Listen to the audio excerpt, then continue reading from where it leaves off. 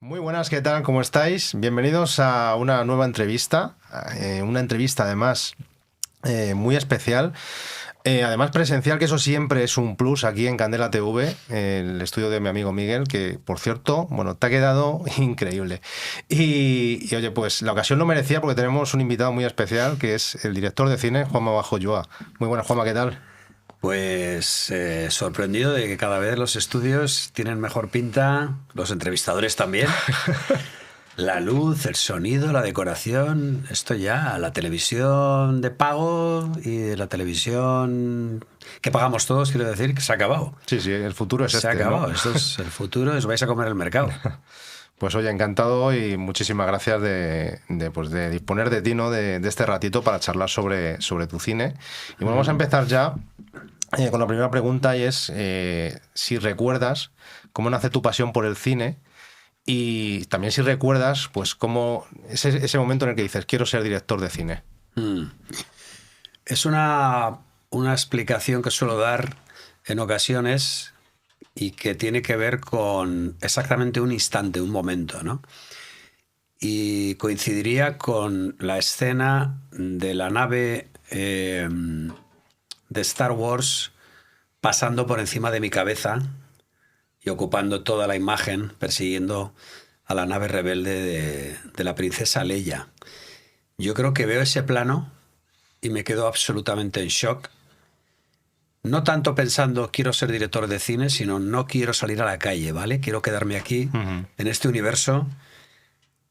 Cuando acabó la película y salí a la calle, después de ver Star Wars, siendo un niño, recuerdo pisar la calle y decir, qué desagradable, qué mal se está ahí fuera, qué bien estaba ahí dentro, viviendo las aventuras de Han Solo y Luke Skywalker, y pensando que era lo más maravilloso que podía haber, ¿no? Tanto más que la música, que era lo que más entonces me apasionaba. Y pensando cómo tiene que ser hacer esto, ¿no? ¿Qué tiene que ser? Crear emoción y crear ilusión, magia, fantasía para conectar con tus semejantes. Lo que pasa es que entonces no tenía ninguna noción de cómo se podía llegar a ser director de cine y tampoco tenía no veía ninguna posibilidad de que eso pudiera ser real. Pensaba que eso era para gente que nacía en Nueva York, tal vez, no lo sé, en Barcelona o Madrid, en París, gente que llevaba una corbata y un traje, que estudiaba mucho y tal. Y yo no coincidía con ninguna de esas cosas, así que pensé que no era para mí. Pero bueno, luego pasaron unos años, ¿no? Y ya surge llevar a cabo tus primeros trabajos, que es en el cortometraje con Aguicho y El Reino de Víctor. ¿Cómo surgen estos proyectos? Bueno, empieza antes realmente, empieza con cortometrajes en Super 8. Estos que has mencionado ya tienen un formato, vamos a decir, profesional, o 16 milímetros o 35 milímetros. Pero antes, ya con 13, 14 años, con mis hermanos y con mi hermano Eduardo en concreto, empezamos a pergeñar ideas tratando de emular lo que era una creación audiovisual, ni siquiera un corto, no lo sé, hacer programas que veíamos en televisión e intentar pues hacer algo parecido, ¿no? Teníamos la posibilidad y la suerte de tener una tienda de fotos de nuestros padres, y en ese momento sí que podíamos coger la cámara y usarla para jugar. Lo que hacíamos era jugar, ¿no? Luego ya a partir de los 16, 17 años empiezo a tomármelo en serio. Digo, vale, quiero hacer esto, pero quiero hacerlo en serio. Tengo algo que contar, ¿no? Me pongo a intentar pergeñar un argumento. No tengo ni idea cómo se escribe un guión. Tampoco tengo ni idea cómo se realiza ni cómo se actúa. No conozco a nadie que me pueda ayudar.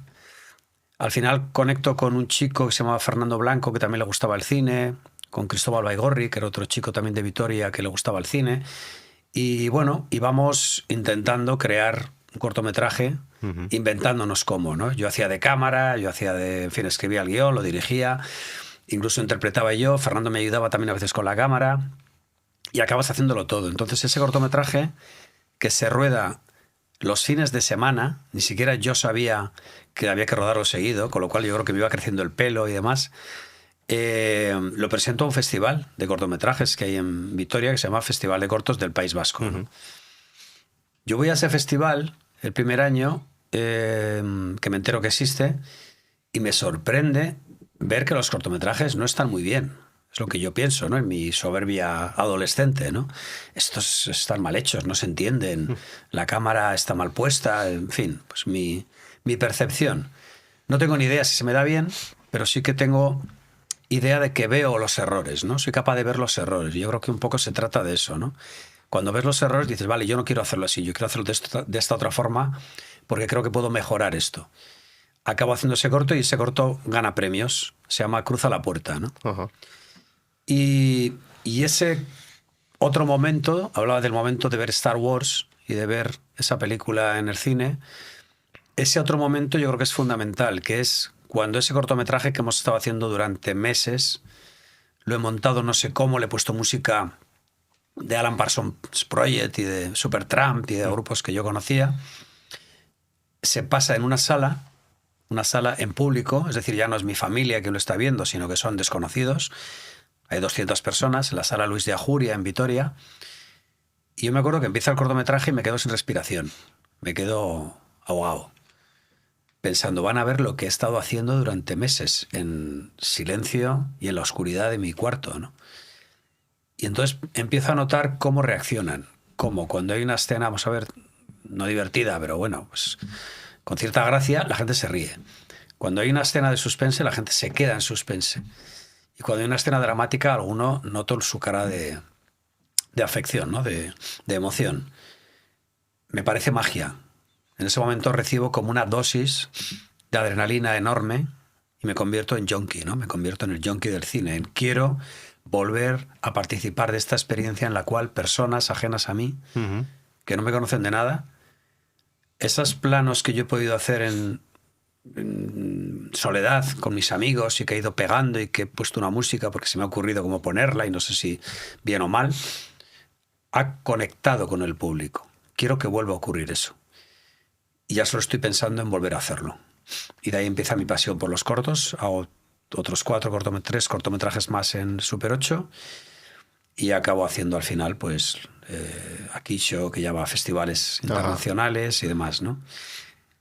Es básicamente, yo creo que es una necesidad de conectar, en cierto modo una terapia o un medio terapéutico de conectar con mis semejantes, con los cuales yo quería conectar, pero no tenía seguramente la capacidad y un exceso de pudor para hablar con ellos, para explicarles mis sentimientos.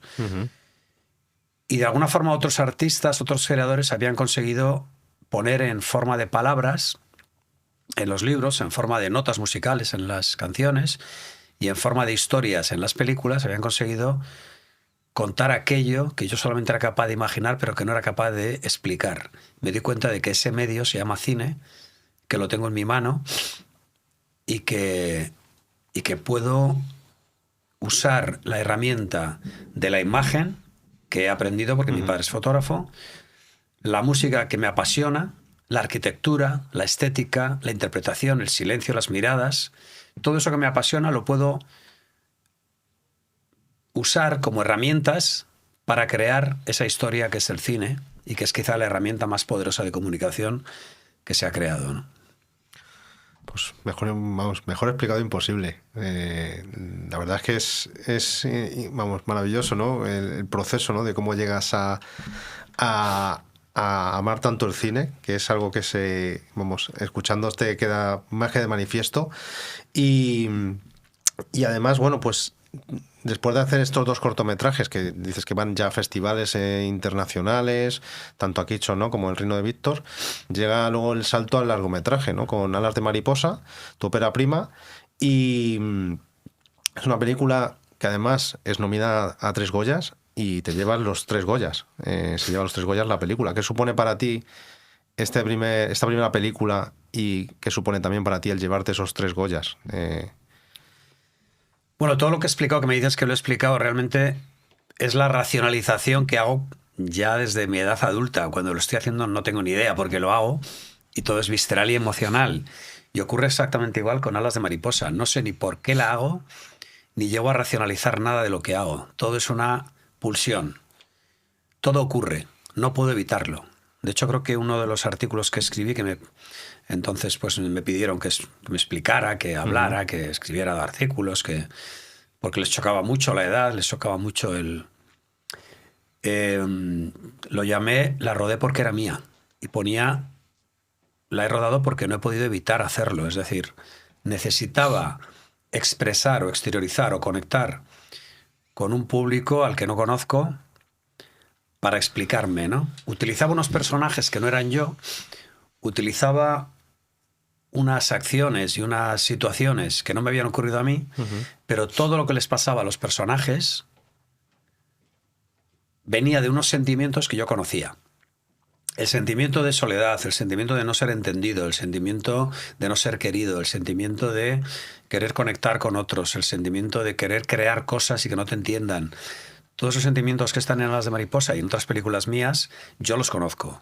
Yo no soy esa niña, no me pasó eso, no tuve ese conflicto con mi familia, tuve otros, pero yo no podría contar nada si no hubiera estado metido en esos zapatos, ¿no? O en la piel, como decimos. Lo de los zapatos es americano, ya lo hemos copiado. Así que lo hice por eso, lo hice porque además llegó un momento en el que los cortometrajes ya habían dado de sí, habían tenido un recorrido, habían ido a los festivales, al de Alcalá, al Cinema Xove, El Reino de Víctor recibe el primer Goya que se da a un cortometraje, y hay un momento en el que digo, mis cortos duran 38 minutos, no son cortos. De hecho, ahora ya creo que no se admite, ¿no? Se llama un mediometraje, ¿no? Les llaman. Bueno, no sé si existía esa denominación, pero eran muy largos. Y la siguiente historia, que se llama Alas de Mariposa, estoy pensando en cómo cortarla para que dure 30 minutos, para que dure... Es imposible, veo que se va de las manos y me doy cuenta que es imposible hacer un corto. Entonces me doy cuenta que estoy haciendo un largometraje.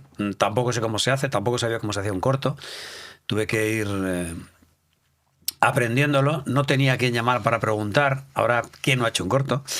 Pero entonces en Vitoria pues no había referentes, no sabía cómo conseguir una cámara, había que alquilarla, no sabía cómo pedir una ayuda regional o local o nacional para hacer el corto.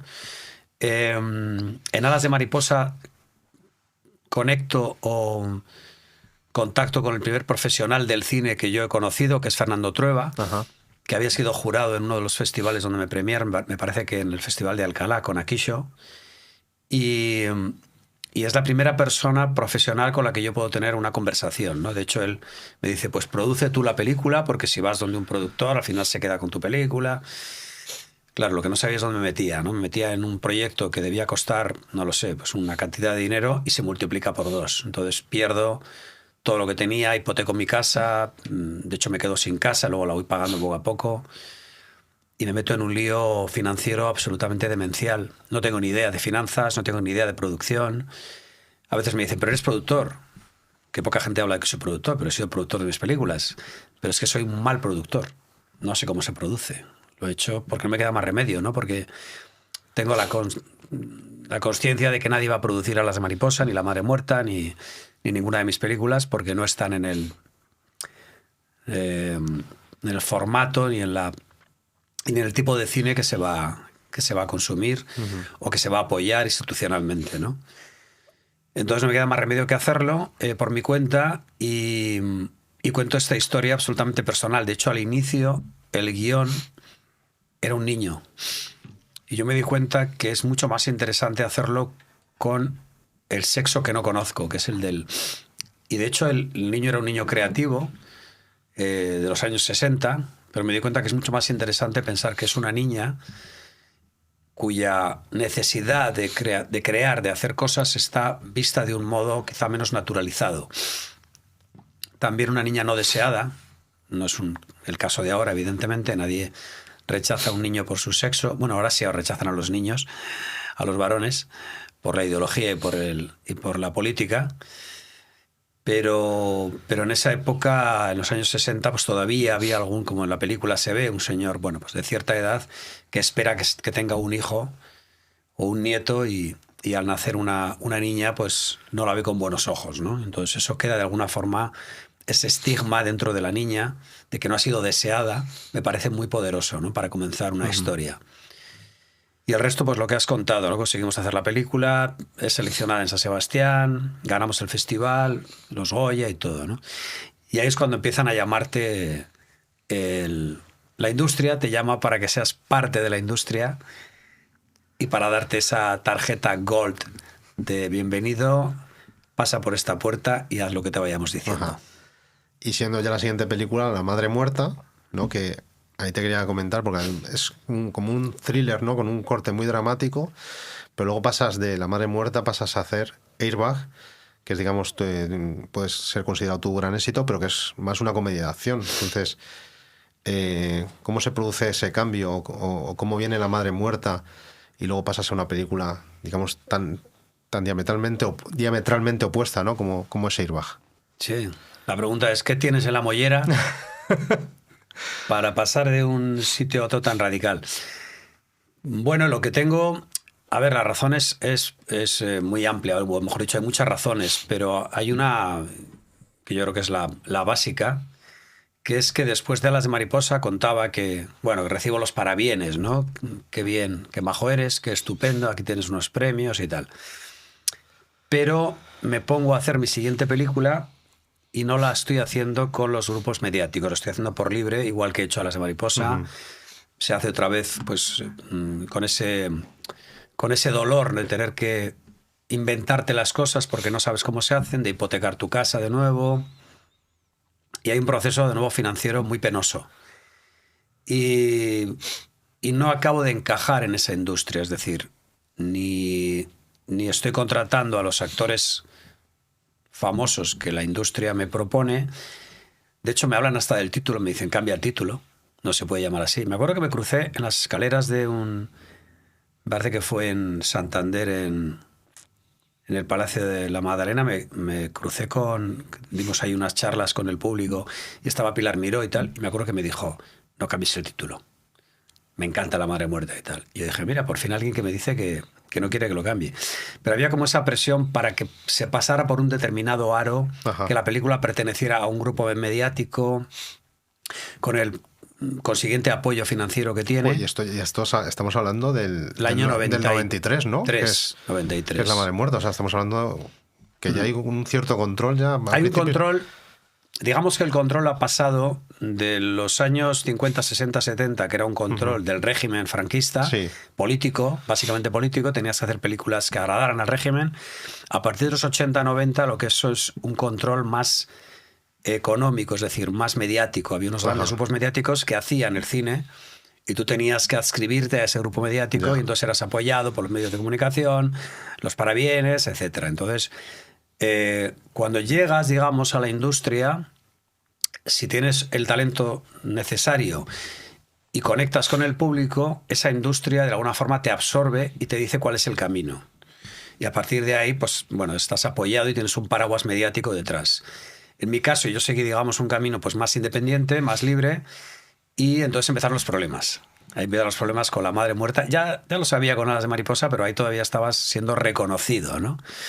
Y empiezan problemas graves que continúan mientras tú permanezcas ajeno a eso. Y a partir del año 2000, esos grupos mediáticos se convierten en grupos ideológicos. Empieza, digamos, pues la política a intervenir, y la política interviene en la industria audiovisual para controlar el discurso, el relato, ese relato que emociona y que convierte a la gente en gente adoctrinada. Entonces, que hablaremos si quieres luego de ello. Entonces entra más la política. Entonces los creadores se convierten en propagandistas del régimen. Estás con ellos o estás contra ellos, ¿no? Ya ni siquiera tienes que hacer películas que hablen contra el régimen o contra lo establecido o contra lo políticamente correcto, sino simplemente no adscribirte, no ser parte de ello. Ya eres enemigo de alguna, ni siquiera adversario, ¿no? Ya sabes que ahora hay enemigos, no hay adversarios. Entonces con La Madre Muerta ocurre eso, digamos que decido seguir por libre y me encuentro con gravísimos problemas financieros, tengo que volver a hipotecar mi casa, no veo salida a la película. Cuando estoy acabando la película, en un laboratorio, en un importante laboratorio en Madrid, el responsable me lleva a una parte y me dice, ayer en un evento, en una reunión, donde había determinados periodistas de medios importantes, estaban hablando de ti y de que te están esperando. Yo me quedé pues como un aviso mafioso, literalmente, ¿no? Sí, sí. Y dije, ¿me está esperando? ¿Por qué no? Porque a ver quién te crees, que vas por libre, qué tal, que dices lo que quieres. Y digo, pues sí, es un país libre, digo lo que quiero, voy por libre. Y reivindico un camino, también un cine comercial y un cine, digamos, apoyado por la industria, pero un cine de creadores libres que simplemente hacen su obra, ¿no? Bueno, han dicho que te vas a enterar y tal. Entonces, bueno, me quedo pues muy sorprendido porque no acabo de entender de dónde viene eso. Y me entero, una vez acabada la película, que estaba acabándose, que me llaman del Festival de Venecia, me llama el director del Festival de Venecia, Gilo Pontecorvo, me dice mi madre un día, ¿ha llamado un tal Gilo? Hola, sí, me habla medio en español, medio en... que había visto Las mariposas y que quería saber si había acabado mi siguiente película, y la programan, la seleccionan en el Festival de Venecia. Vamos al Festival de Venecia y entonces nos encontramos con el aviso. Y el aviso es que estamos en el Festival de Venecia con una repercusión extraordinaria, con una ovación de minutos el día del estreno, con unas reseñas en los periódicos maravillosas. A Carralejale lo llaman que le han de dar el Oscar al psicópata del año, etc. Yo no lo considero un psicópata, el personaje de La Madre Muerta, pero bueno, lo llamaban. Y entonces me llaman de Vitoria, hablo con mi ama y le digo, mira, pues estamos aquí, va todo genial, estamos recibiendo muy buenas reseñas, estamos muy contentos, nos tratan como... Me dice, estoy leyendo las críticas y los comentarios en los periódicos de España, los principales, y ponen la película a parir y os ponen de vuelta y media. Dicen que es una basura y que es un truño y tal. Entonces nos quedamos, entonces recuerdo el aviso que había recibido y me di cuenta que hay un mecanismo detrás en el cual pues o te pliegas a determinadas circunstancias o estás fuera, ¿no? Y eso es lo que hace que aunque la película tenga pues un recorrido extraordinario internacionalmente, pues en festivales, y tiene una repercusión, se convierte un poco en película de culto, y el personaje de Ana Álvarez, y a ella la premian, y a Carra, y a el Festival de Fantasporto, en el de Montreal, en fin, todos estos festivales que nos apoyan, que todavía no están muy politizados, como ha ocurrido ahora. Sí. Yo me reúno con mi familia, mis hermanos, mi madre, y les digo, vale, se ha acabado la carrera de cine independiente de autor, se ha terminado. No podemos volver a hacer otra película así porque el trato en España, bueno, de hecho prácticamente no hubo ninguna nominación a los Goya. Le dieron un Goya a los mejores efectos especiales que no tiene. Sí, eso me sorprendió. Sí, bueno, además. fue todo como una tomadura de pelo, pasó como desapercibida, casi no tenía copias en los cines, la quitaron A Carra en no una le nominaron semana. tampoco, ¿no? No, a nada. Pues Ni a la música ni a Javier Agresor. Y la música, porque además... Si estuvo nominado, me parece que Javier Agresor, no sé si estuvo nominado, no estoy seguro. Y yo como director estuve nominado, lo ganó Berlanga, pero no tuvo repercusión en España prácticamente. Curiosamente, 20 años después tenía casi más predominancia que en el día del estreno. Fue como quedando ahí. Pero bueno, el trato fue demencial, ¿no? Fue muy malo, muchos comentarios muy negativos, incluso personales, hablaban de mí en las críticas, una cosa que nunca habíamos visto, ¿no? Hablando del director en vez de la película. Recuerdo un crítico en Venecia insultándome, crítico español, diciendo que el público que había aplaudido la película era idiota. Se era visto, ya sabes que la comedia es drama más tiempo, pues en su día fue dramático y ahora se convierte en cómico, ¿no? Un poco por ver que ahora de repente la película todavía pues sigue teniendo su repercusión, sale en Blu-ray la edición y tiene ese valor que no tenía casi el día del estreno, ¿no? Entonces yo, como digo, me reúno con mi familia y les digo, vale, se ha acabado la carrera, mi carrera como cineasta independiente se ha terminado porque no puedo hacer otra película porque nos van a destruir, estamos en manos. Una película de autor que tiene tan mala repercusión en los medios, que no te apoyan, no te hacen entrevistas, que no tienes, que tienes malas reseñas, no tiene recorrido, porque no tienes un paraguas que te apoye, no tenemos dinero para promocionarla, estamos realmente jodidos, ¿no? Entonces les digo, ¿qué podemos hacer? Y digo, mira, pues voy a hacer una película comercial que no esté en manos de las 4 o 5 reseñas que puedan salir al servicio de esta industria pues profundamente alienada, ¿no? Y por eso se me ocurre salirme del Tiesto y hacer una comedia que no produzco yo, la cual no tengo ese riesgo de volver a arruinarme hipotecando mi casa. Y habían contactado con nosotros unos amigos que eran Asegarce, que era gente de la pelota y de la cocina vasca, y nos veíamos en el autobús de Vitoria a Madrid, ¿no? El autobús del avión, quiero decir. Y, oye, a ver cuando hacemos una película y tal, me decían así como muy a lo vasco, ¿no? Y les dije, tenemos la película. Hay una idea por ahí muy loca, estamos escribiendo un argumento, Carra y yo, de una idea que se le ocurrió a Carra, que es esta idea de la locura del anillo, y venga, la hacemos y tal. Entonces se ponen manos a la obra y hacemos la película. Una película que ya tiene, digamos, una capacidad de promoción propia y que no está supeditada pues, a las reseñas de los periódicos principales, sino que va por libre porque, bueno, tiene su promoción pagada, ¿no?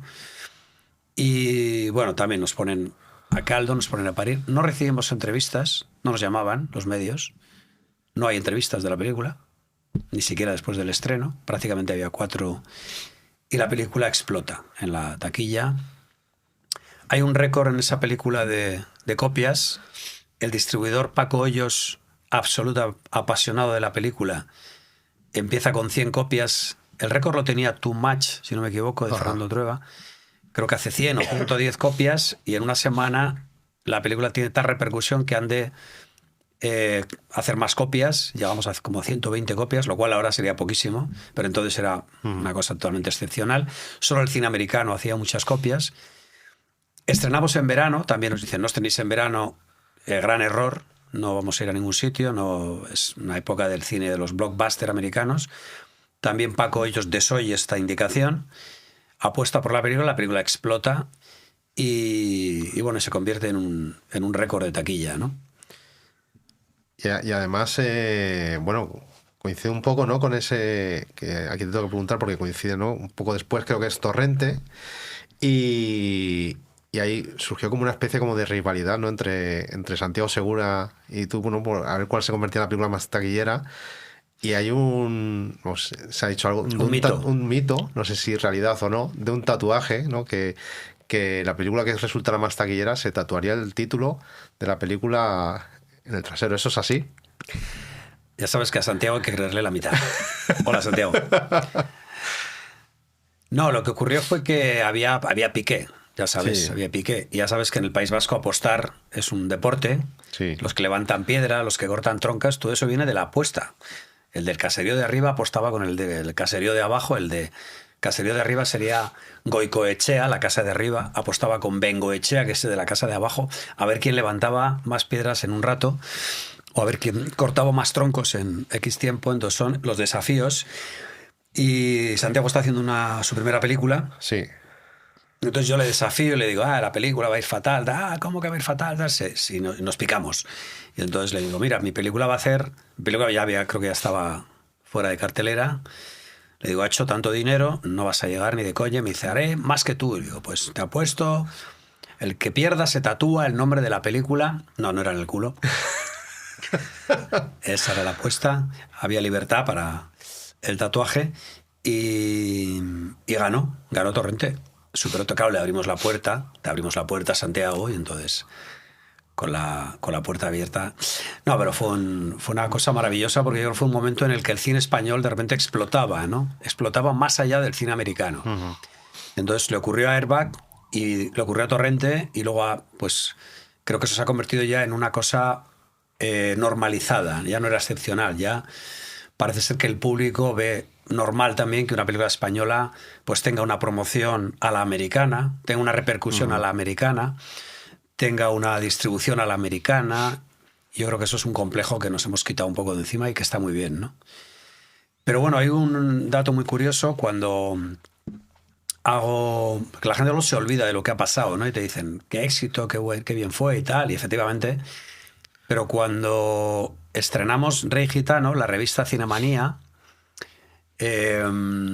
Carlos, el director, nos llama, oye, queremos que además habían hecho un homenaje a los 20 años del estreno de Airbag, y bueno, van a sacar un reportaje sobre Rey Gitano, la película que hago en 2015, Y entonces me piden documentación de Airbag porque quieren mencionar Airbag y me dicen, no encontramos documentación en la hemeroteca.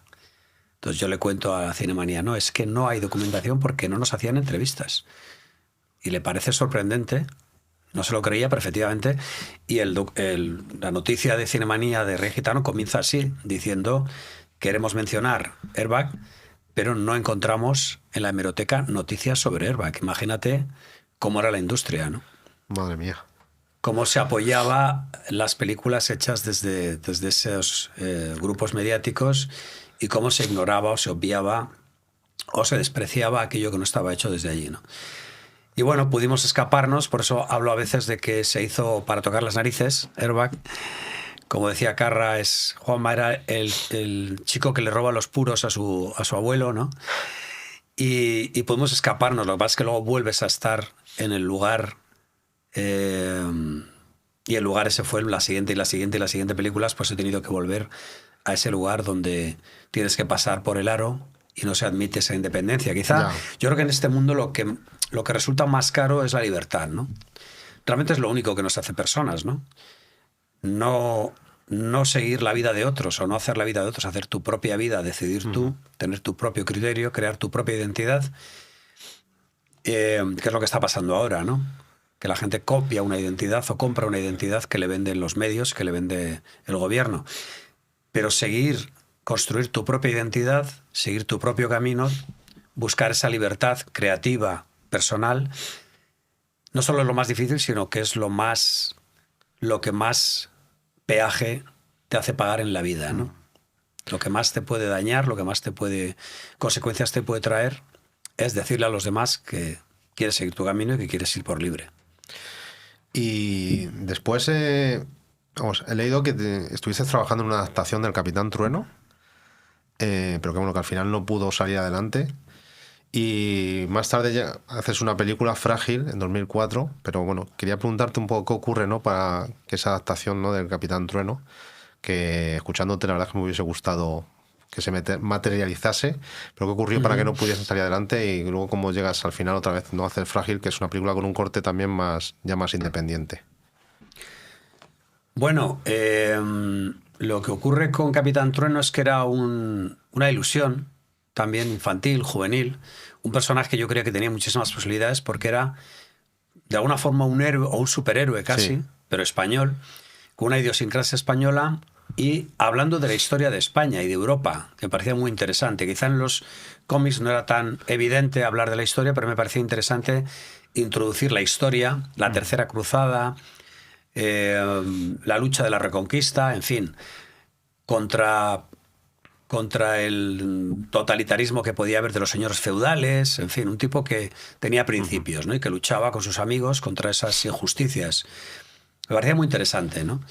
Y hacer una película de aventuras, pero con una factura a la americana, con una factura que pudiera traspasar fronteras, que pudiera ser un buen producto comercial para venderlo fuera, ¿no? Y así se planteó. Supe que había una productora que era Filmax que tenía los derechos del personaje. Yo tenía escrito pues una sinopsis, una idea, y llegamos a un acuerdo. Desarrollé el guión, desarrollé primero un argumento, un tratamiento, luego un guión, y cuando se puso manos a la obra, ese proceso, bueno, realmente no había el presupuesto adecuado para hacerla, ¿no? Había un presupuesto que no se correspondía con los mínimos para hacer la película y yo lo manifesté así a la productora, le dije, bueno, esto no es...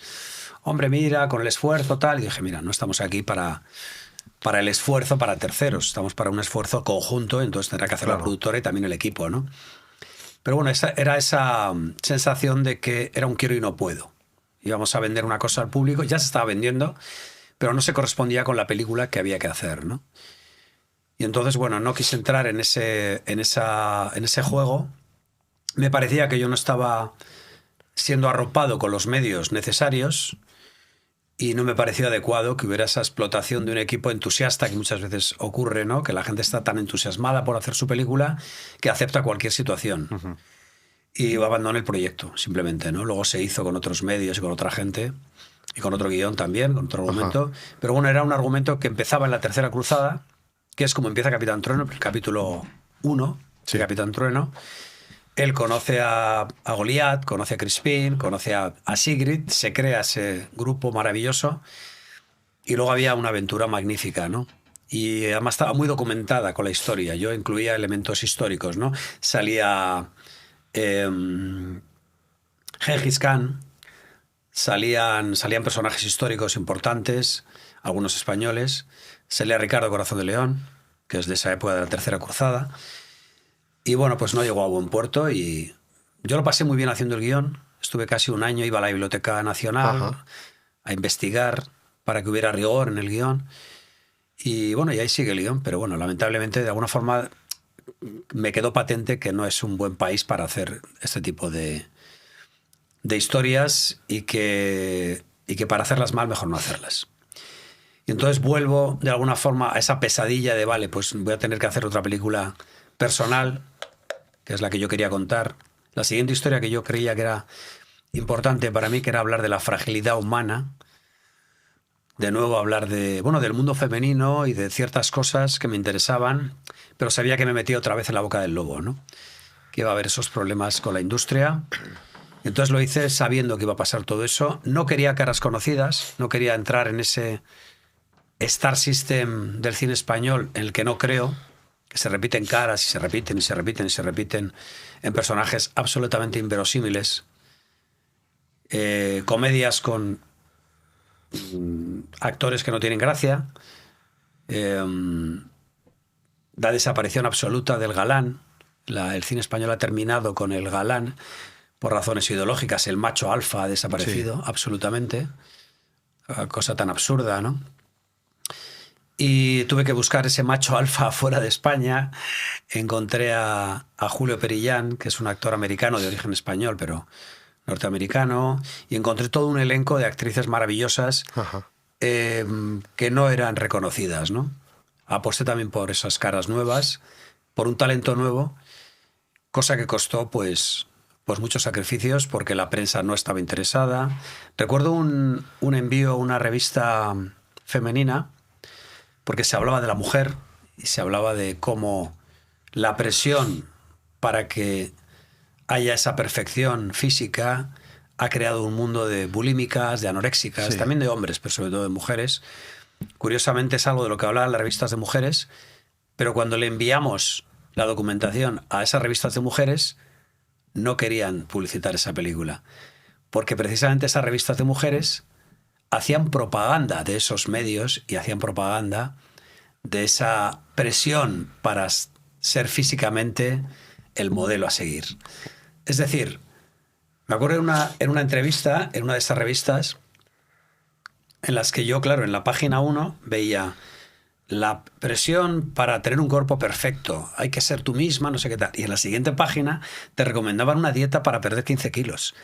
Entonces yo decía, ¿esto cómo es? Entonces, claro, de repente, entrevistándome con la directora de la revista, veo que tienen las portadas de todas las revistas ahí delante y en todas es cómo operarte los pechos, cómo operación bikini, cómo las cremas. Y me doy cuenta que estoy en casa del enemigo. O sea, realmente no están ahí para ayudar a las mujeres, están ahí para ganar dinero. Y ganan dinero no fomentando el amor propio de las mujeres, sino el ego de las mujeres, ¿no? Y las inseguridades. Entonces, que estoy convenciéndole de promocionar una película que habla para despertar a las mujeres de esa mentira y ellas quieren que permanezcan dormidas. Entonces estoy en casa precisamente de mi enemigo. Efectivamente no publicitaron la película y una de ellas nos respondieron: lo sentimos, pero estas actrices no son lo suficientemente famosas ni guapas para esta revista. Tengo la respuesta por ahí, ¿eh?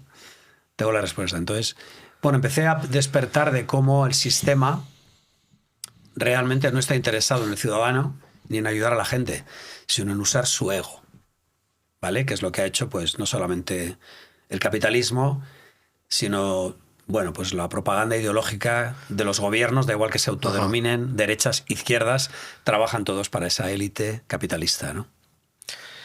Y después, bueno, pasaron unos años hasta que haces Rey Gitano, que ya has comentado en 2015, y en 2020 haces una película que, además, cuando a mí me llamó la atención, es una película sin diálogos, que es Baby, que además explora la maternidad Y además, bueno, pues no sé si llamarlo mala suerte, ¿no? Que justo en 2020 llega la pandemia.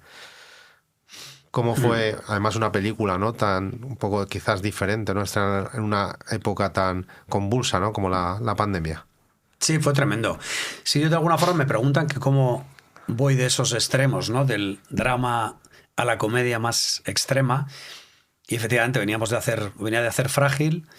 Había estado muy metido también en el mundo del rock y de la música, que es quizá lo que más me interesa aparte del cine, haciendo videoclips, algunos documentales de rock, historia de un grupo de rock sobre el grupo Distrito 14 y rock and rollers, sobre la cultura del rock y el festival Askena Rock Festival de Vitoria. Y me voy al otro extremo, siempre me voy como del drama a la comedia. ¿Por qué? Pues porque yo creo que es parte del ser humano, ¿no? Yo creo que desde la antigua Grecia la narración y la conexión con tus semejantes en el escenario, en la historia, se representa con la cara triste y la cara alegre, ¿no? El drama y la comedia. Yo me voy de un extremo a otro, entonces me voy al extremo otra vez y escribo Rey Gitano, que es la historia también de alguna forma bueno, pues de la chapuza española. Es un homenaje a la chapuza, ¿no? Gente que hace las cosas mal y cree que es suficiente hacerlas mal, ¿no? Detectives de mierda. Unos Mortadelo y Filemón que encarnan Manuel Manquiña y Carra Alejalde. Y también en ese gamberrismo, ¿no? De volver un poco a mirar en ese lado carpetobetónico de los españoles, ¿no? Y de ahí vuelvo otra vez al lado oscuro, al lado intimista, que es la película que mencionabas, Baby. Y entonces yo recuerdo que había hecho una entrevista, pero te hablo de los años 90, me parece que era no sé si era en un libro que publicó y que escribió Carlos Heredero, el crítico, creo que era esa, donde yo hablaba de que mi película ideal era usar las herramientas del cine, pero sin diálogos, es decir, poder transmitir algo narrativamente complejo usando las herramientas, usando la imagen, usando la mirada, usando el silencio, usando la música, usando el decorado, el vestuario, el maquillaje, todo absolutamente, la fotografía, por supuesto, pero sin tener que dar explicaciones al espectador, es decir, prescindiendo totalmente del diálogo, eliminándolo al 100%. De tal forma que creáramos una obra que fuera una película sin patria, que pudiera ser comprendida por cualquier nacionalidad, por cualquier cultura, por cualquier persona, simplemente mirando y escuchando sin tener que entender el diálogo. También yo veía que muchas veces las películas usaban los diálogos por el miedo del creador. Tengo que explicar esto porque la gente no lo va a entender si no lo explico. Y a veces te lo explican una y otra vez y otra vez. Ahora dicen que las plataformas, las películas, explican 2 o 3 veces el argumento porque la gente está mirando el móvil, ¿no? Fíjate a dónde hemos llegado, a qué sí, es verdad. Perversión, ¿no? Sí, que dicen que a los 20 minutos hay que volver a explican un poco porque al final la capacidad de retención, ¿no? De alguien que va a mirar el móvil a los 15 minutos, entonces a los 20 minutos o media hora vuelvo a explicar lo que se ha explicado en los 10 primeros minutos para que no pierdas el hilo. Vamos a fomentar la estupidez del ciudadano en vez de lo contrario. Gracias, plataformas. Entonces, lo que hago es aplicar esa idealización que tengo de la narración, de conseguir la película que yo llamo perfecta, sin diálogos, que es lo que yo había dicho en una entrevista y lo había olvidado realmente, pero estaba ahí dando vueltas en mi cabeza. Y me pongo a hacer una película que al principio tiene pocos diálogos, es Baby, es la historia de lo que alguien es capaz de hacer, de cómo alguien pasa de ser una persona con unos enormes miedos, unas enormes debilidades y unos enormes vicios, una persona que ha caído en lo más bajo, y cómo esa persona que ha caído en lo más bajo tiene una segunda oportunidad y puede superarse a sí mismo, crear una metamorfosis dentro de su psique, de su emoción, y convertirse en una persona que se supera y que se convierte en una persona valiente, ¿no? Esta es la historia del personaje de Baby, ¿no? De esa madre que se ha convertido en una persona alienada hasta un extremo, hasta no reconocer a su hijo, no tener capaz ni para cuidarse a sí misma ni a su hijo, tener que entregarlo y tener que llegar a esforzarse de tal manera por causa del amor a aprender a amarse a sí misma y también a sus semejantes, ¿no? Ese recorrido vital que yo llamaba del temor al amor. 2 palabras muy cercanas. Sí. Cuando no amamos es porque estamos en el temor. y el amor es lo contrario. Esta persona superaba todo eso. Digo, voy a intentar hacerlo sin muchos diálogos. Al principio había muy pocos diálogos en Baby. Después había menos diálogos. De hecho, rodamos algunos diálogos. Y al final decidí eliminarlos todos.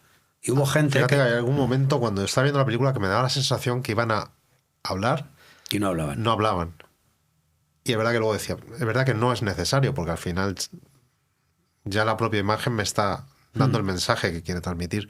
Pero es verdad que había momentos como que te da la impresión de que iban a decir algo. Y había como un mutismo y la propia imagen ya transmitía de manera, vamos, bajo mi punto de vista, de manera sobresaliente lo que quería mostrar. Sí, para mí ese era el reto.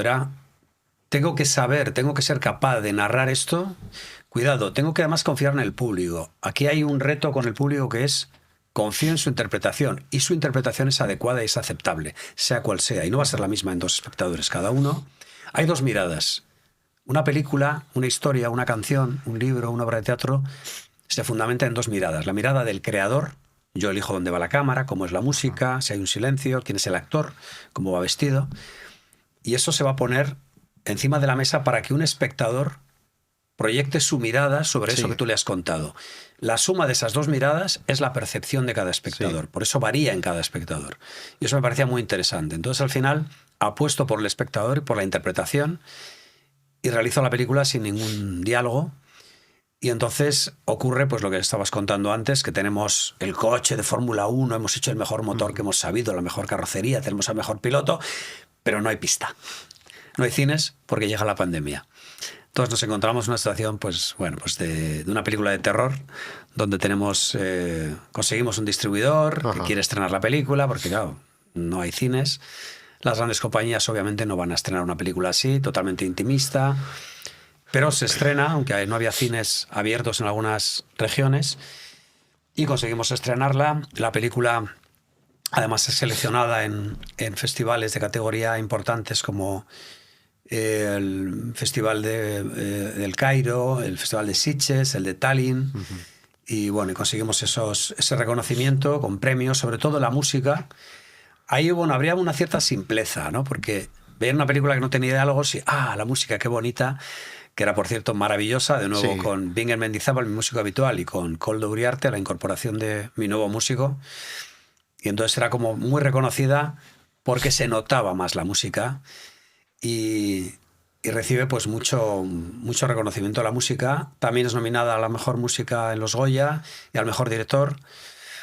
Y en un año ya muy politizado, en los Goya ya viene siendo muy politizado en los últimos 10 años, ya casi todo es de causas humanitarias, de causas ideológicas, lo que ahora se llama la cultura woke y demás. Yo como observador voy viendo cómo se va todo destilando hacia lo ideológico, hacia un discurso casi propagandístico de un régimen que se autoconsidera pues, de izquierdas, humanista y tal, cuando básicamente es lo contrario. Y bueno, pues hay gente que dice que nominan Baby para, de alguna forma, decir, no, también estamos nominando películas que no son ideológicas, no hablan de causas, sino que son puramente cinematográficas. Lo ignoro, sé que hay muchos académicos que aman el cine y muchos académicos que son, pues, evidentemente, personas idealistas, como lo puedo ser yo, pero que entienden que el cine es una cosa y que la política tiene que ser otra, ¿no? Y sobre todo que tú puedes tener una ideología, como la puedo tener yo, pero cuando esa ideología coincide tan sospechosamente con la ideología de quien te da de comer y quien te apoya económicamente, pues ya empieza a ser muy sospechoso. Y ya deja de ser un humanista y empieza a ser oportunista, ¿no? Pero bueno, la película, gracias a Dios, se estrena y tiene ese recorrido y nos da el prestigio suficiente para que, por ejemplo, Televisión Española compre los derechos de mi siguiente película, también de la televisión vasca, que es El Mal, y una película que había escrito en 2006, que no había podido realizar en esa época. La había intentado poner de nuevo en marcha en 2012, en esa época en inglés, porque una película también absolutamente internacional. De nuevo iba a decir sin patria, porque no es localista y no es regionalista, ni es nacionalista, ni es nada. Simplemente es cine. Pero en 2012 no conseguimos levantarla financieramente y tras el recorrido, digamos, el recorrido de calidad que tiene que tiene Baby, pues confían de nuevo en estas cadenas y compran los derechos. Y con esa financiación comenzamos a reunir pues todo el proceso financiero, que sobre todo gracias a las iniciativas que se establecen en el País Vasco de apoyo a empresas que apoyan a productoras de cine, y unas ayudas, unas exenciones fiscales a esas empresas, conseguimos encontrar esa financiación fiscal privada para poner en marcha El Mal, y se rueda en 2024. El Mal, una película además que explora lo que es el mal, yo creo, en estado puro. Y con Natalia Tena me pareció impresionante, ¿no? El papel que hace, ¿no? Interpretando a Martín. ¿Consideras que has logrado reflejar con el mal lo que es la maldad en estado puro? La intención es hablar de las dos caras del ser humano, ¿no? Hay una permanente polarización que es también muy interesada. Antes hablaba de no se trata de explicarle al ser humano que tiene que aceptar su naturaleza y que hay una parte oscura y hay una parte positiva y hay unos vicios, hay unas debilidades, sino se trata de apoyar permanentemente y fomentar su ego para que consuma, para que se crea con la razón, para que vea enemigos en el otro. Eso es lo que hace permanentemente el sistema, y es una forma muy interesada porque lo que consigue es la atomización de la población. Y el mal habla justamente de lo contrario. Te dice, esta persona, que es una persona admirable, el personaje que hace Belén Fabra, sí, es Elvira Nous, una persona con un talento, tiene una familia, vive en una casa agradable, viste bien, es elegante, habla correctamente, tiene ideas profundas y es inteligente, parece buena persona, guarda un monstruo dentro de sí. Sí. Alimenta ese monstruo y te convertirás en el demonio. Aliméntalo con tu odio, aliméntalo con tu envidia, aliméntalo con tu rencor, con tu resentimiento, con tu ambición desmedida, y saldrá el diablo dentro de ti. Tienes al demonio dentro de ti, solo tienes que alimentarlo, ¿no? Y luego fíjate, el personaje de Martín es el contrario. Martín es el que hace Natalia Tena, que mencionabas, es el demonio, es el mal personificado. Sí. Pero no es el mal como ocurre en muchos personajes que vemos porque odia a la humanidad, le hicieron daño de pequeña y tiene un resentimiento, tiene un rencor que le hace odiar a la gente y maltratarla. No le ocurre nada de eso. Simplemente es malvada. Su don es que es capaz de encontrar cómo dañarte, cómo acabar contigo, ese es su don. Y reivindica que ella es así, ha nacido así. También descubrimos en la película cómo hay esa metamorfosis contraria.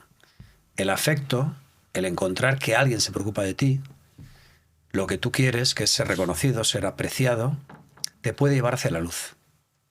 Te puede convertir en una persona un poco mejor de lo que eres. Entonces vemos que la falta de amor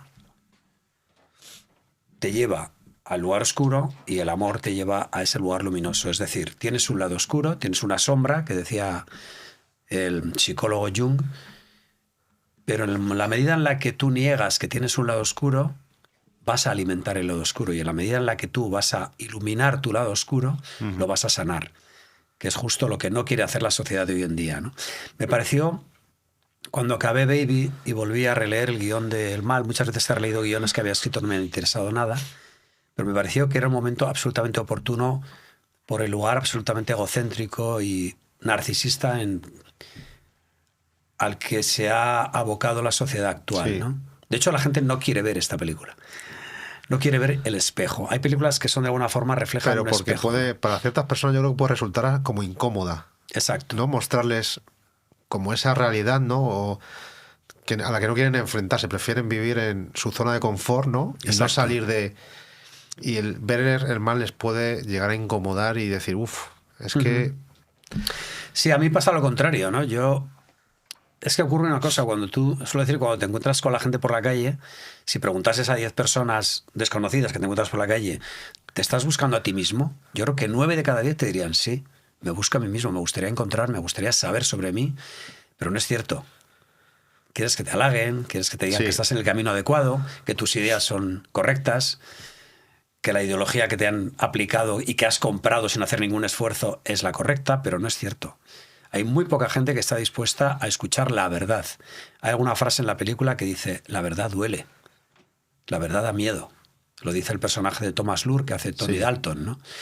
Y es cierto, la mayoría de la gente no está dispuesta a escuchar la verdad, no queremos oírla. Entonces, las películas, los libros, las historias que nos confrontan con el espejo que somos, nos molestan.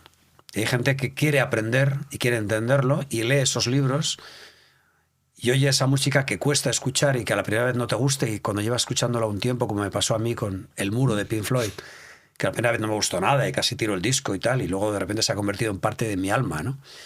Y con películas que me han hecho igual, ¿no? No sé, El Hombre Elefante es la que se suelo nombrar, ¿no? Alguien voló sobre el cuco. Películas que te confrontan con quiénes somos, ¿no? Y es el tipo de cine que yo quiero hacer, el tipo de cine que me ha convertido en la persona que soy. ¿Y crees que a lo mejor por cómo es la película o lo que muestra, que eso pueda haber interferido un poco en la exhibición, ¿no? Porque al final, comentaba antes de empezar a grabar que yo lo había visto en el pequeño cine estudio de aquí de Madrid, pero era complejo, ¿no? Encontrar una sala donde poder ver el mal. ¿Crees que qué ha pasado, ¿no? Con esa exhibición de la película? ¿Crees que a lo mejor lo que cuenta la película es lo que ha hecho que pueda haber, no sé si decir perjudicado, ¿no? El que no haya tenido una exhibición mucho más amplia?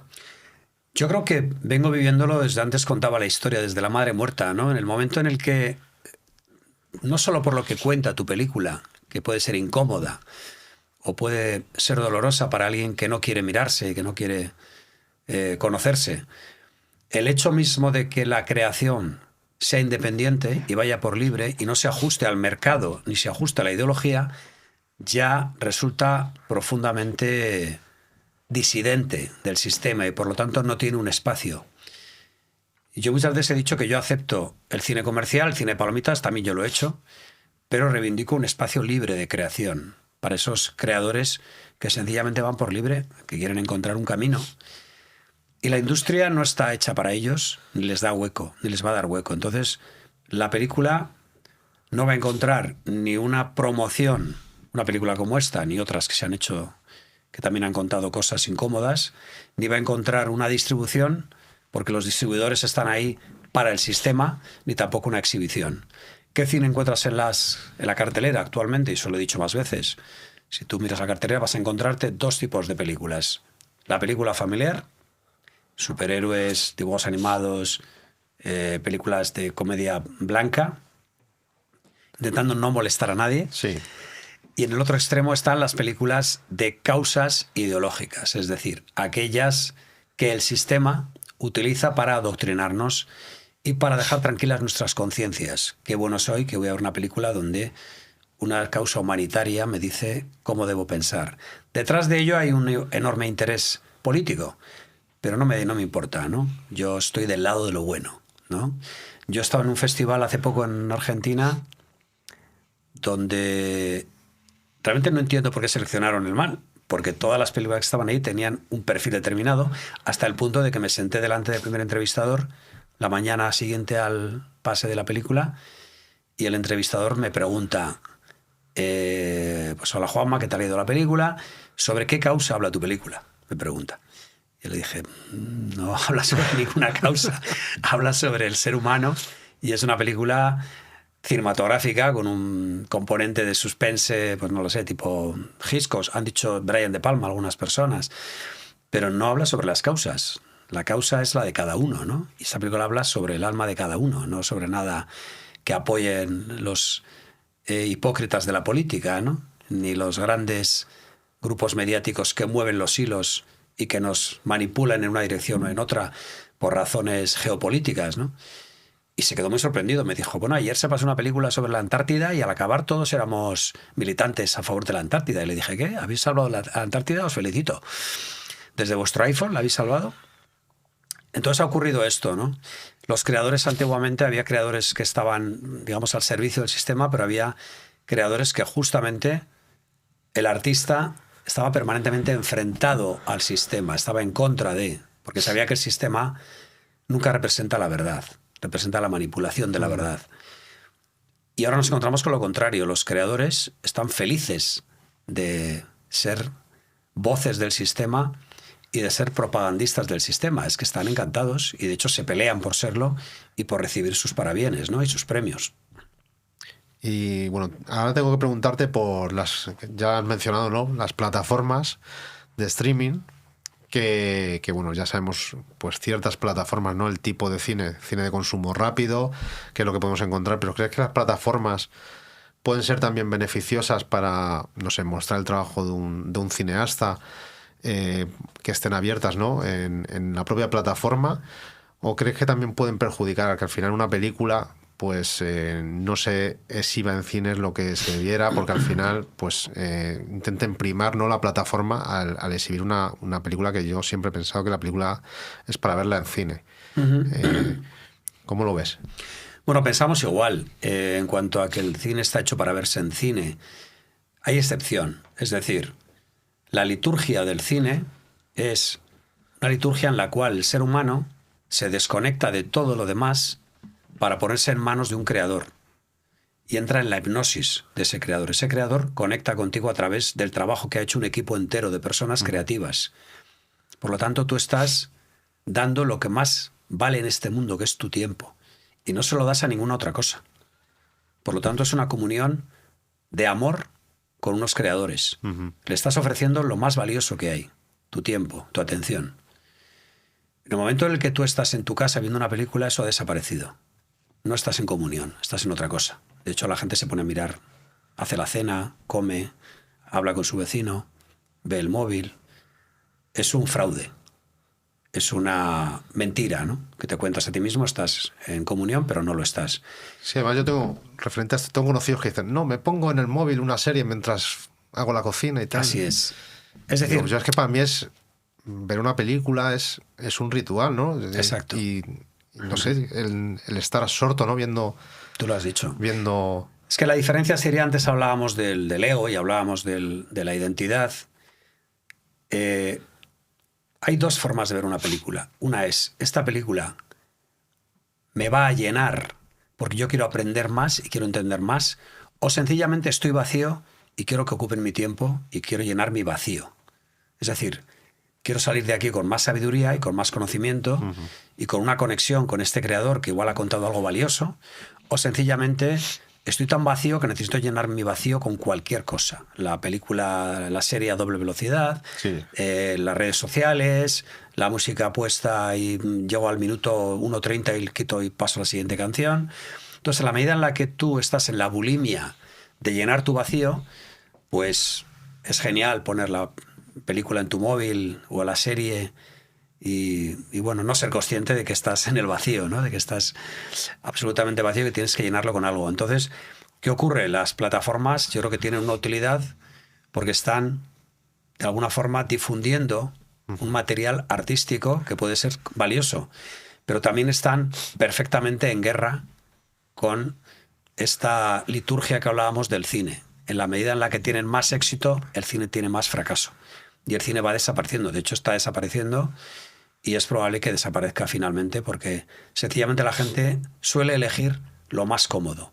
Y es más cómodo no conocerse que conocerse. Es más cómodo darle a un botón en casa que tomar una decisión, levantarte, irte a una sala de cine, Sí. sentarte y dedicarte solo a la película. Eso. Sí, así es. Y bueno, en mi canal al final siempre, bueno, el formato físico es algo que siempre he defendido, ¿no? Porque al final no lo tienes en tu casa, no hay un algoritmo que te dice lo que tienes que ver, sino que lo tienes ahí en físico, cuando quieras lo puedes ver. Si te lo quitan de la plataforma, lo has perdido, pero si lo tienes en tu casa, pues oye, ahí lo tienes. Y ahora Divisa ha sacado 2 ediciones, Alas de Mariposa y La Madre Muerta, que han sido supervisadas por ti. ¿Las está viendo el espectador? Están Las ahí. No sé cogemos. si las cogemos. Venga. Aquí las tenemos. Alas de Mariposa y La Madre Muerta, y que han sido, lo que decíamos, supervisadas por ti directamente. Y quería preguntarte ¿Qué opinas, ¿no? de estas ediciones, bueno, del cine en formato físico y de estas ediciones en concreto?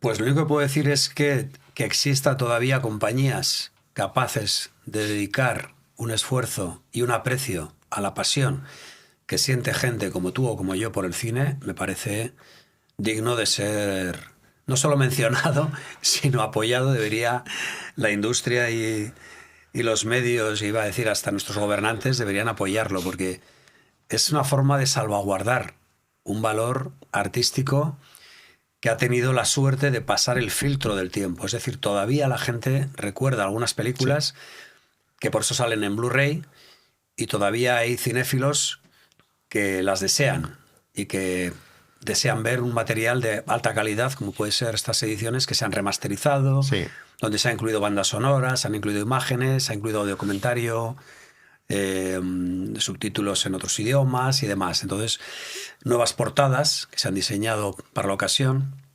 Así que a mí, cuando me lo propuso David Sarret, primero fue una alegría enorme, y no solamente ver, como digo, el aprecio de gente a la que no conozco y que valora el trabajo que hicimos, sino ver que todavía pues existen cinéfilos y existe gente. No es el cine, pero es lo más parecido al cine, ¿no? Salvaguardar algo en este medio que al final lo guardas como una joya, ¿no? Tienes una biblioteca con unos libros y tienes una videoteca con películas que seguramente les ha pasado como me ha ocurrido a mí, que hay películas que me han cambiado como persona. He entrado por la puerta siendo una persona determinada, y cuando he salido, esa narración emocionalmente, espiritualmente, visceralmente me ha convertido en otra persona seguramente mejor. Así que nada, mi enhorabuena y las gracias tanto a David Sarret como a ti por difundirlo. Y a los cinéfilos que todavía aman el cine, de verdad. Vale, ahora quería preguntarte, ¿no?, sobre el tema de subvenciones. Estuviste en el programa Horizonte de Iker, y bueno, pues ahí hablaste, ¿no?, de cómo funcionaba había un sistema de puntos ahora para todo el tema de subvenciones, y ese sistema puede hacer que un cineasta como tú, que quieres rodar un proyecto, una película, sea más complicado ahora llevarlo a cabo que a lo mejor hace unos años. Yo no solamente es que lo crea, es que hay unos datos totalmente objetivos, ¿no? El sistema de ayudas y de subvenciones y demás, no solo el nacional, los regionales, los locales, se han convertido en un sistema absolutamente discriminatorio, absolutamente politizado, a un nivel grotesco, a un nivel extremo. Y yo he tenido ya una carrera, si el otro día no sé a quién le decía, si me cae un tiesto a la cabeza, pues hasta aquí hemos llegado. Y he podido realizar mi sueño, ¿no?, que era dedicarme al cine, y he hecho varias películas, no hice Alas de Mariposa, luego he podido continuar y he podido estrenar mis películas. Pero hay toda una generación de cineastas, varones en este caso, a los cuales se ha discriminado de un modo que no tiene ya solución. Es decir, gente que tenía 20, 25, 30 años, como cuando yo empecé, que ha quedado fuera del patrón político por no hablar de lo que se le exige que hay que hablar, de lo que se apoya, y por ser varón. Entonces, esto tiene además una razón de ser, no es gratuito, por eso se ha aplicado en nuestro país y en todos los países donde esta doctrina ideológica que se ha venido a llamar wokismo se aplica, donde el varón es discriminado por su nacimiento como si hubiera cometido un pecado capital. Tiene que ver además esta ideología con algo que ya se ha convertido casi en religión. Es decir, tienes un pecado original que no puedes borrarte ni siquiera pidiendo perdón. Lo tienes y punto. Y además ha discriminado no solamente a los varones, sino que ha puesto en duda el talento de algunas mujeres que ya lo tenían, pero por el hecho de tener estas facilidades para acceder a estas subvenciones, a talleres, a todo tipo de sistemas que se han creado únicamente para ellas, discriminando a los varones. Recibo todos los días docenas de correos diciendo taller solo para mujeres, sitios donde vas por un becado y donde solamente pueden competir y donde pueden participar mujeres, cortometrajes, festivales solo para mujeres, etcétera, etcétera. literalmente se las ha señalado como si fueran personas incapaces de salir por sus propios medios. Es decir, antes no mirabas quién había dirigido una película, si era blanco, negro. De hecho, te daba igual. Ibas a ver el piano y admirabas a la directora sin saber ni que era directora. Es que te daba exactamente igual que Jane Campion fuera como fuera o qué color tuviera la piel. Pero realmente, o a Catherine Bigelow o tantas otras directoras maravillosas, pero ahora es que la gente en la calle ya empieza a poner en duda, ¿no? Decir, vale, este festival ha seleccionado esto, esta persona ha hecho esta película, este premio se lo han dado a esta persona, ¿realmente es por sus méritos o es por su sexo o por su color, ¿no? O por de lo que habla, o porque habla de los 4 temas: inmigración, trans, feminismo, ecología, etcétera, ¿no? Todo llevado al extremo y llevado a lo... Entonces, claro, el oportunismo se ha vuelto tan brutal que ya es imposible discernir entre la calidad real y el mérito. De hecho, se acaba señalando el mérito, como yo lo he llegado a leer, el mérito es fascista, ¿no? Leí el otro día, ¿no? La biología es machista, o sea, lees unas cosas totalmente demenciales. Así que es una generación perdida y es algo que ha creado el mundo actual en el que estamos, en el cual ni siquiera se puede decir la verdad. Alguien me decía, pero estás diciendo esto, y digo, mira el BOE, no lo digo yo.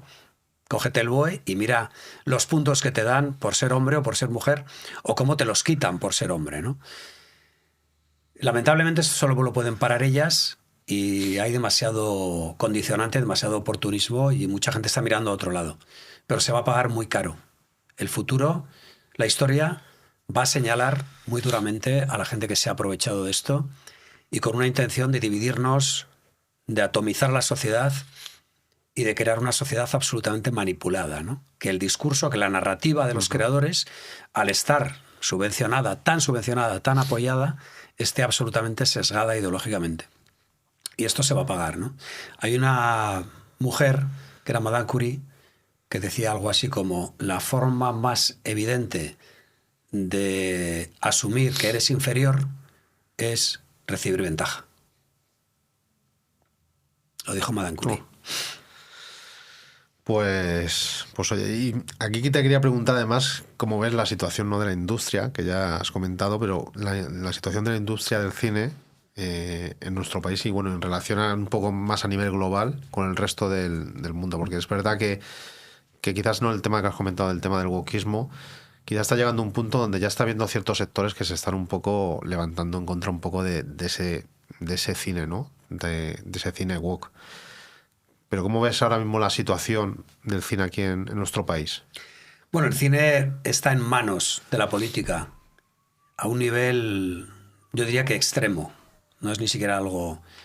Es algo tan extremo que el público se ha empezado a dar cuenta. Sí. Es decir, durante 2 décadas la gente estaba dormida y decía, bueno, pues los vikingos, algunos eran negros, y todas las comisarias de policía son mujeres y todos los jueces en América son negros, pero será porque es así. Y todas las guerreras dan patadas en los huevos a los hombres y les ganan al karate y tal. Y no hay machos alfa en las películas. Un macho alfa no es un asesino, es un tipo que atrae a las mujeres. Por eso nuestros padres se casaron, porque a nuestra madre les atraía a nuestro padre, ¿no? Por eso hemos venido al mundo, porque había algún macho alfa. ¿Qué ocurre? Toda esta doctrina, toda esta imposición ideológica, esto que llaman igualdad, como lo llaman, paridad, en fin, todas estas palabras del sistema, ¿no?, que hemos adoptado, pues resulta que antes pasaban desapercibidas. La gente pensaba que era, bueno, las historias son así, y hay un montón de reglas no escritas que se aplicaban en los guiones, y ha sido tan obsceno la manera en que lo han hecho, ha sido tan artificial, ha sido tan impuesta, la inclusión que llaman, todas estas cosas, que la gente ha empezado a darse cuenta. Es ya algo que clama al cielo, es algo ridículo, ¿no? La sirenita negra, en fin, todas estas cosas absolutamente... Las Ghostbusters, pero solo mujeres. ¿Por qué? Sí. ¿Qué ocurre, no? Y entonces la gente ha empezado a cansarse. Entonces la gente ha empezado... Como no era un movimiento que venía del pueblo, sino que venía de la política, venía de arriba, por otros movimientos vienen de abajo a arriba, del pueblo hacia arriba. Esta vez ha venido de arriba, de las élites, pretendiendo de alguna forma adoctrinar y dividir a la población con estas imposiciones, que la gente ha empezado a caerse del guindo y ha empezado a decir, estoy hasta las narices. Por aquí ya no paso. Por aquí no paso ya, dejar de adoctrinarme a mí y a mis hijos, ¿no? Y la gente empezó a cansarse. A ver, hay mucha gente que traga con lo que sea. Es decir, el borrego mediático es parte del paisaje, porque a la gente le cuesta mucho pensar por sí misma. Es decir, la identidad es algo que se construye con dolor. Tú construyes tu identidad porque te preocupas de ver películas, de leer cosas, de no leer lo que te ponen delante, sino lo que no te ponen delante, Claro. de observar, de investigar, de hablar, de confrontar. Entonces tú aprendes y te conviertes en una persona con una identidad propia. Cuando tú no quieres hacer este esfuerzo, tú compras la identidad y te conviertes en lo que te dicen. Ves las noticias de la televisión y te las tragas. Eres del equipo de tu pueblo, aunque sea una mierda y aunque sea un fraude. Si eres de un sitio nacionalista, eres nacionalista para que tus amigos no te señalen, etcétera, etcétera, ¿no? Entonces, esto es lo que nos ocurre, que normalmente nos cuesta tener un criterio y una identidad propia. Y luego la gente, en general, quiere ser idealista, quiere ser solidaria. Y te están permanentemente diciendo que si compras esas ideas, eres solidario. Es lo contrario. Es lo contrario. El que te señala es el que normalmente tiene algo que esconder. Pero no nos gusta que nos señalen y salirnos del tiesto. Entonces, cuando la mayoría, con este esfuerzo mediático totalmente descomunal y omnipresente, está vendiendo un discurso, la gente no quiere quedarse fuera de ese grupo de bienpensantes, ¿no? Pero sí, efectivamente, la gente está despertando y está muy harta. Entonces, creo que se empieza a abrir, de alguna forma, una ventana y una luz a una libertad de expresión real, ¿no? A que podamos volver a hacer bromas de cualquier cosa, sin que nos señalen, a que podamos volver a distinguir realidad de ficción y a que podamos volver a entender que, por ejemplo, las bromas, las críticas son precisamente para no volvernos locos, para no salir a la calle con un bate de béisbol a romper los escaparates de los bancos. Por eso nos reímos de los bancos, por eso nos reímos del poder, por eso nos reímos del gordo, del hombre, de la mujer, del gay, del tal. Nos reímos precisamente para no odiarle.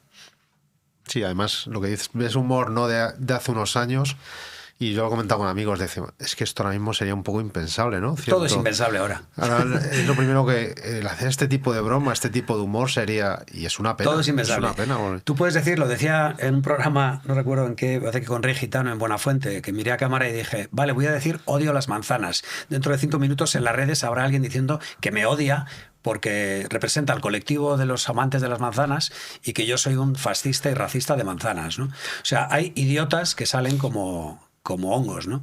Y no hay más que azuzarlos. Se ha abierto la puerta para que cualquiera que tenga necesidad de quejarse y de victimizarse, es la industria de la victimización, ¿no? Y en la medida en la que tú eres una víctima, eres, de alguna forma, apoyado por el sistema y tienes relieve en los medios de comunicación o en las redes. Por lo tanto, pues todo el mundo quiere pertenecer y ser cuanto más víctima, mejor. Pero universalmente la energía de la víctima es horrible, es muy mala, ¿no? Entonces, en la medida en la que tú te consideras víctima, estás de alguna forma incapacitado para desarrollarte.